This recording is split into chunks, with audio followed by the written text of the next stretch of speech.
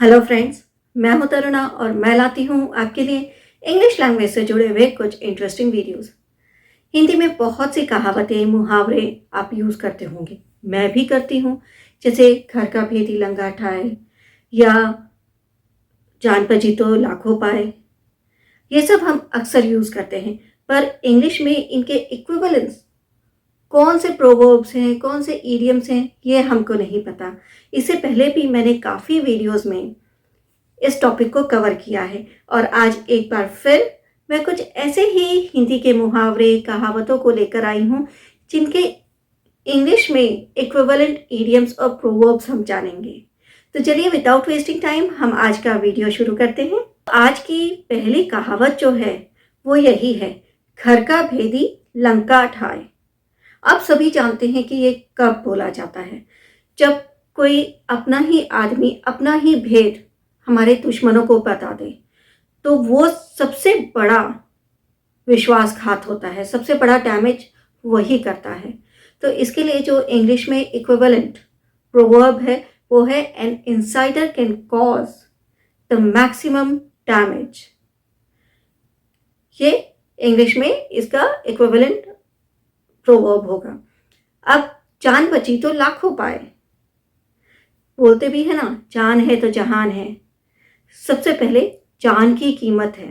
Life is better than a bag of gold, या आप save life save all, इस का भी यूज कर सकते हैं। राइट, मूव करते हैं नेक्स्ट कहावत की तरफ, जो है अक्ल बड़ी या भैंस। आप बता सकते हैं कि क्या बड़ी है, अक्ल बड़ी है या भैंस? छोड़िए इन सबको, जानते हैं इंग्लिश में इसके लिए जो इक्विवेलेंट प्रोवर्ब है वो कौन सा है। वो है, knowledge is more powerful than a मियर strength. मैं हमेशा आपको अपने ऑफिस के एग्जाम्पल्स देती हूँ जो मेरे ऑफिस में चलता रहता है। तो आज भी मैं वहीं से कुछ एग्जाम्पल्स लेकर आई हूँ। जैसे मेरे जो कलीग है ना, वो क्या करते हैं, कोई छोटी सी सुई भी खरीदेंगे ना तो पूरे ऑफिस में ढिंढोरा पीटेंगे, अपने आप को शो ऑफ करना चाहते हैं। सो ढिंढोरा पीटना, टू पब्लिसाइज, किसी भी चीज का दिखावा करना एक तरह से। और 3 फ्रेंड्स हैं, कोलीग्स जो हैं मेरे, वो क्या करते हैं कि कहीं पर भी जो झगड़ा होता है ना, किसी भी में भी अनबन होती है, तो उसमें जाकर आग में घी डालने का काम करते हैं। आग में घी डालने का काम मतलब कि जो झगड़ा है उसको और भड़काते हैं, एक तरह से उसको शांत करने की बजाय उसको और भड़का देते हैं। तो आग में घी डालना, इसके लिए जो इक्विवेलेंट इडियम या प्रोवर्ब आप यूज कर सकते हैं वो है, to add fuel to fire. To add fuel to fire, ये एक्चुअली एक फ्रेज है। To add fuel to fire एक फ्रेज भी है। अच्छा, आपने ये कहावत तो सुनी ही होगी, अपनी ठफली अपना राग, सब कोई अपने मन का करने वाला है। Many heads many minds, yes yes heard correctly, many heads many minds, यानी अपनी ठफली अपना राग।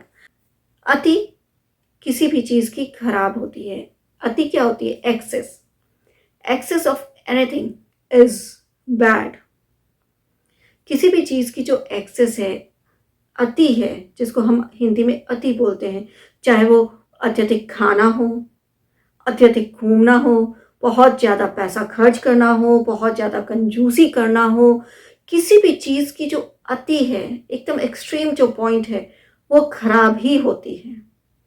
सो excess of anything is bad. मेरे बॉस ने मुझसे कहा कि सबकी मत सुनो, क्योंकि जितनी मुंह उतनी बातें, अपने काम पर फोकस करो। सो जितनी मुंह उतनी बातें, the more the people the more opinions. चले पर नमक छिड़कना। एक तो उसको पहले ही बुरी खबर मिली कि उसकी नौकरी चली गई, ऊपर से उसके जो कोलीग्स हैं, उसके रिश्तेदार हैं, पूछ पूछ कर उसको और परेशान किए जा रहे थे। तो एक तरह से जले पर नमक छिड़क रहे थे। सो जले पर नमक छिड़कना, to add insult to injury. To add insult to injury. अब मूव करते हैं अपने मुंह मियाँ मिट्ठू, इन लोगों के बारे में बात करते हैं। कौन होते हैं जो सिर्फ अपनी ही बड़ाई करते रहते हैं। जहाँ देखो मैंने ये किया, मैंने वो किया, मैंने ऐसे कर दिया, मैं इनको जानता हूँ या जानती हूँ, बस अपने बारे में ही बखान करते रहेंगे। तो उन्हें क्या बोलते हैं, अपने मुँह मियाँ मिट्ठू बनना। उनके लिए हम ये वर्ड यूज़ करते हैं, कहावत। तो इंग्लिश में इसके लिए जो आप फ्रेज यूज़ कर सकते हैं वो है to blow one own trumpet. आंखों का तारा, ये तो आपने बहुत बार सुना है और आपको इसका जो इक्विवेलेंट फ्रेज है वो भी पता है, एन एप्पल ऑफ आई। पर आंख का कांटा, उसका क्या?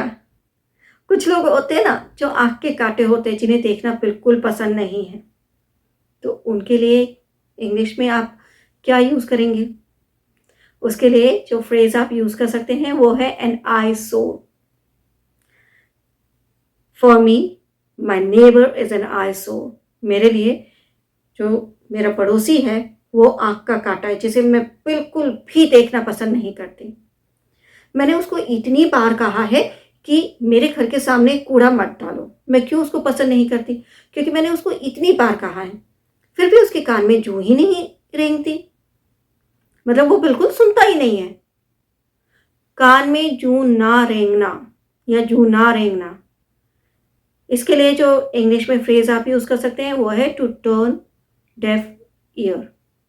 डेफ मतलब बहरा हो जाना, so to turn deaf ear. वो तो बस बैठा बैठा ख्याली पुलाव ही बनाता रहता है।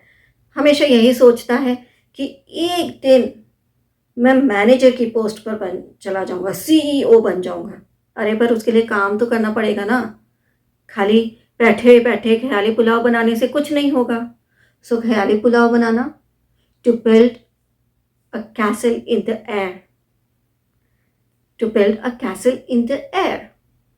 अब देखो ना मेरी किस्मत, आके हुआ पीछे खाई, कि दोनों तरफ मुसीबत है। ना मैं आगे जा सकती हूँ ना पीछे जा सकती हूँ। मतलब चारों तरफ से मैं मुसीबतों से घिरी हुई हूँ। सो आगे कुआं पीछे खाई, इसके लिए जो आप इंग्लिश में प्रोवर्ब यूज कर सकते हैं वो है between the devil at the deep sea. अब तिल का ताड़ बनाना, to make a mountain out of molehill. So इसके लिए किसका इक्विवेलेंट है? तिल का ताड़ बनाना। और आज का जो लास्ट मैंने लिया है वो है भाड़ में जाओ। अक्सर हम ये वर्ड यूज करते हैं ना, ये ना कहावत है ना मुहावरा है, पर चलिए इसकी इंग्लिश में आपको बता देती हूँ। बताने की जरूरत है क्या? भाड़ में जाओ, गो टू हेल। अब ये जो जितने भी हमने हिंदी की कहावतें सीखी जानी आज और इंग्लिश में उसके इक्विवेलेंट जाने, उसके लिए सेंटेंस फ्रेम करने की आपको बहुत कम ज़रूरत पड़ती है। अगर आप किसी को सिंपली ही बोल दें कि I am between the devil and the deep सी, तो उसको क्लियर हो जाएगा कि आप मुसीबतों से घिरे हुए हैं। तो ज़रूरी नहीं है कि उसके लिए आपको पूरा सेंटेंस का मुझे एग्जाम्पल देना पड़े। You can just use that proverb or idiom or even the phrase like go to hell. Everybody knows what does it mean. So I hope आपको आज का वीडियो अच्छा लगा होगा, आपके लिए इंटरेस्टिंग होगा और आपने कुछ नए प्रोवर्ब्स सीखे होंगे। अगर आपको आज का वीडियो अच्छा लगा तो इसे लाइक करें और शेयर भी ज़रूर करें। साथ में अगर आपने हमारे चैनल को अभी तक सब्सक्राइब नहीं किया है तो अभी कीजिए। बेल आइकन को प्रेस करना मत भूलिएगा, क्योंकि तभी आपको हमारे अपकमिंग वीडियोस के नोटिफिकेशन इमीडिएटली मिलेंगे। मैं नेक्स्ट वीडियो में एक और इंटरेस्टिंग टॉपिक के साथ आऊँगी। Till then have a nice day, bye bye.